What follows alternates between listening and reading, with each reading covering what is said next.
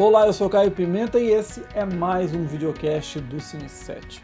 Robério Braga está fora da Secretaria de Cultura do Amazonas após mais de 20 anos. Aí surge aquela pergunta: qual foi o saldo dessa passagem para o audiovisual local? Esse é o tema do vídeo de hoje. Antes de começar esse videocast, eu peço para você se inscrever aqui no nosso canal. É youtube.com/cine7am ou só clicar aqui nesse quadradinho do lado. Toda sexta-feira, a partir das 10 horas da manhã, tem vídeo novo. O Robério Braga assumiu o comando da cultura no governo do estado do Amazonas em janeiro de 1997.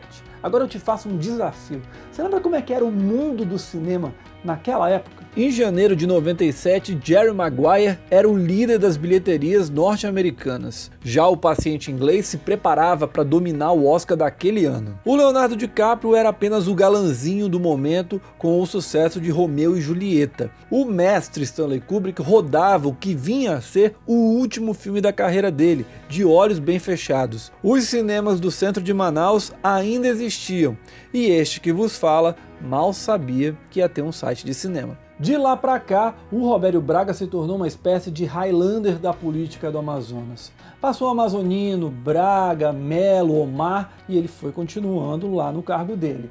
Chegou a eleição suplementar do Amazonas nesse ano, após um caos político no estado.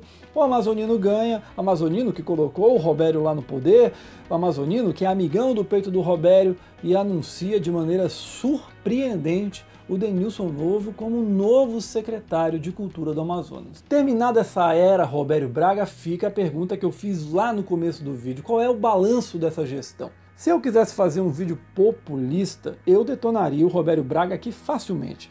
Porém, eu acho que é preciso fazer uma análise equilibrada dos fatos.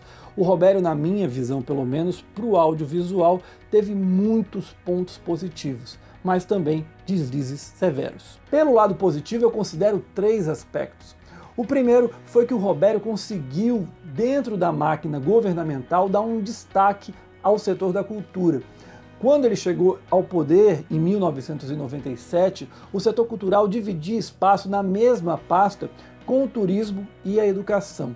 O trabalho político do Robério Braga ali dentro do governo, entre outros fatores, é claro, fizeram com que a cultura ganhasse uma secretaria própria. O segundo ponto positivo foi a criação da extinta Casa do Cinema e da Amazonas Film Commission.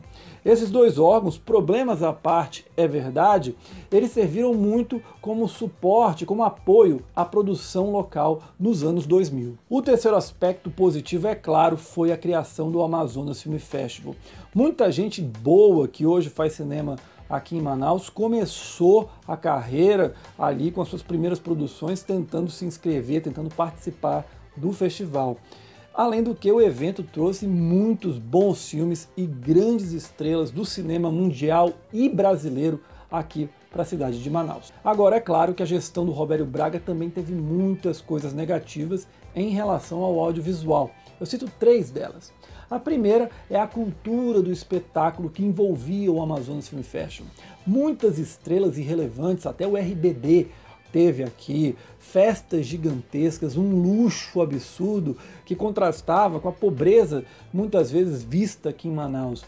Isso criava uma sensação de isolamento, de uma bolha que era o Amazonas Film Festival para o restante da cidade. Isso para não falar do interior do estado. E também uma constante sensação de que os filmes, o cinema em geral, ficava muitas vezes em segundo plano. O segundo ponto é um fato contraditório. Apesar do Amazonas Film Festival ter trazido para cá grandes estrelas da 7ª arte e ter sido um dos maiores festivais do Brasil na época, a cultura cinematográfica daqui de Manaus foi decaindo. Foi nessa época que os cinemas do centro da cidade foram fechando e a gente começou a perder grandes filmes alternativos, grandes filmes de arte que não chegavam mais aos cinemas comerciais da cidade. E aí fica a pergunta: qual era a cultura cinematográfica que a Manaus foi adquirindo? Qual foi a cultura cinematográfica que o Amazonas Film Festival trazia para a cidade? Esse reflexo da programação que passava todo dia para o Amazonas Film Festival, com muitas sessões vazias de grandes filmes, filmes alternativos, mostrava bem como o festival não dialogava com a cidade e era um fato isolado em um ano inteiro. O terceiro aspecto negativo é em relação ao ensino. Durante muitas edições do Amazonas Film Festival, o Robério Braga falou que o principal fruto do festival seria uma faculdade de cinema. Isso nunca veio a ocorrer. O que nós tivemos foi um curso técnico de audiovisual na UEA e que hoje é mantido às duras penas graças à garra dos alunos e dos professores que superam inúmeros obstáculos. Isso dificulta a criação de uma, quem sabe, indústria do cinema, o que pelo menos um audiovisual cada vez mais forte aqui na sociedade, um audiovisual forte e mais profissional. Agora é torcer para o Denilson Novo fazer um bom trabalho à frente da SEC. É verdade que ele vai ter pouco tempo e por não ser um cara ligado diretamente à política, a gente vai ter que saber como é que ele vai ter força nos bastidores do governo estadual.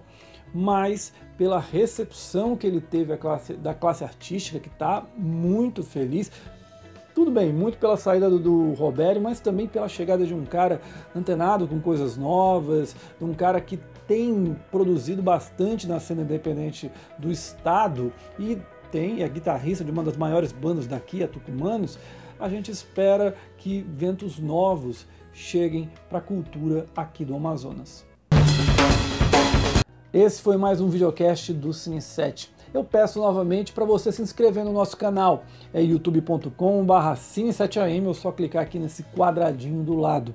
Também convido você para acessar www.cine7.com.br para você saber tudo sobre cinema. A gente se encontra no próximo vídeo.